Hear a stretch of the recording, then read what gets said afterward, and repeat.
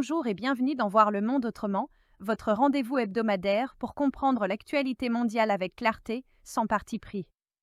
Chaque semaine, nous faisons le point sur les faits marquants aux États-Unis, en Amérique latine, en Europe, en Afrique, en Asie et au Proche-Orient, pour vous offrir une vision globale, équilibrée et indépendante de l'information. Alors Chloé, que s'est-il passé cette semaine aux États-Unis d'Amérique? Ce mardi 4 novembre 2025, les démocrates remportent les premières grandes élections de l'ère Trump. Ils gagnent l'élection du gouverneur en Virginie, celle du gouverneur du New Jersey et la mairie de New York. Le même mardi 4 novembre 2025, en Californie, les électeurs approuvent une mesure de redécoupage des circonscriptions. Le nouveau plan valide une carte révisée pour les élections du Congrès. Ce 4 novembre 2025, un avion cargo UPS, vol de 1976, s'écrase peu après son décollage depuis l'aéroport Louisville Muhammad Ali International Airport, dans le Kentucky. L'accident cause la mort d'au moins 12 personnes et entraîne la fermeture temporaire du hub de l'entreprise. Le 4 novembre 2025, la National Transportation Safety Board ouvre une enquête. Les enquêteurs indiquent que le moteur gauche de l'appareil s'est détaché de l'aile peu après le décollage. Le jeudi 6 novembre 2025, la Cour suprême a permis à l'administration d'interdire aux demandeurs de passeports américains d'indiquer un sexe reflétant leur identité de genre, en exigeant que les passeports correspondent uniquement au sexe assigné à la naissance. La décision a été rendue par 6 voix contre 3. Ce jeudi 6 novembre 2025, le shutdown fédéral se poursuit à Washington, faute d'accord au Sénat. Aucune enveloppe budgétaire n'a été validée et aucun vote n'a permis d'ouvrir une voie de sortie. Concernant l'Amérique latine, Ce lundi 3 novembre 2025, le ministère des Affaires étrangères du Pérou annonce la rupture des relations diplomatiques avec le Mexique. Cette décision intervient après la demande d'asile de l'ex-première ministre Betsy Chavez à l'ambassade du Mexique à Lima. Ce mardi 4 novembre 2025, à Mexico, un homme touche la présidente mexicaine Claudia Sheinbaum pendant un déplacement à pied dans le centre historique. L'incident est filmé et largement diffusé en ligne. Ce mercredi 5 novembre 2025, Claudia Sheinbaum déclare avoir déposé plainte à la suite de l'incident survenu à Mexico. Selon les autorités locales, un homme a été arrêté. Ce jeudi 6 novembre 2025, des dirigeants se réunissent à Belém, au Brésil, pour un sommet en amont de la COP30. La session d'ouverture a lieu à Belém avec des interventions de l'ONU et du président brésilien. Ce jeudi 6 novembre 2025, à Bogota, la Colombie commémore les 40 ans de la prise du palais de justice. Les cérémonies rendent hommage aux plus de 100 victimes, dont 11 magistrats. qu'est-ce qui s'est passé cette semaine, Agatha? Le 4 novembre 2025, à Paris, l'Académie Goncourt décerne le prix Goncourt à Laurent Mauvigné.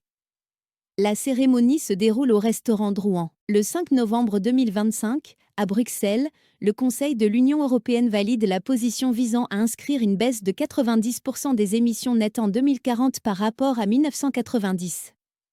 Les ministres approuvent également l'actualisation de la contribution de l'Union pour 2035. Le 5 novembre 2025, à Bruxelles, les négociateurs du Conseil et du Parlement concluent un accord provisoire sur le paquet ReArm Europe. Le projet prévoit l'association de l'Ukraine au Fonds européen de défense. Le 5 novembre 2025, à Bruxelles, la Commission européenne inflige une amende RGPD de 310 millions d'euros à une plateforme vidéo pour publicité ciblée sur mineurs. L'entreprise annonce un recours. Le 6 novembre 2025, en Toscane, des inondations provoquent 2 morts, 950 évacués et 22 routes coupées.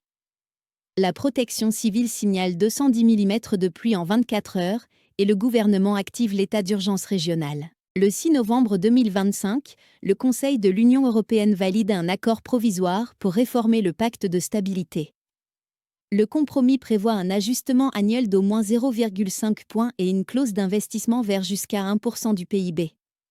Les trilogues avec le Parlement européen sont attendus. Enfin, le 6 novembre 2025, à Madrid, une mobilisation rassemble 120 000 personnes selon la police et 300 000 selon les organisations contre la réforme du travail.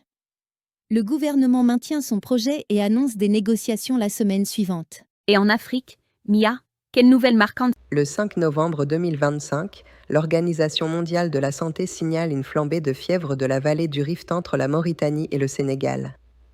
42 décès sont recensés dans les zones pastorales transfrontalières. Les autorités et les partenaires renforcent la surveillance vétérinaire et humaine, ainsi que la lutte anti-vecteurs. Le jeudi 6 novembre 2025, au large de Mogadiscio, des assaillants lourdement armés attaquent le tanker maltais Hellas Aphrodite et montent à bord. Les 24 membres d'équipage se retranchent dans la citadelle et sont déclarés indemnes. L'Union européenne, via l'opération Atalante, dépêche un bâtiment dans la zone. Le jeudi 6 novembre 2025, en Afrique du Sud, le président Cyril Ramaphosa rejette tout lien politique avec la fin des délestages. Il attribue l'accalmie au plan énergétique, combinant maintenance d'ESCOM, renouvelables et solaires résidentiels.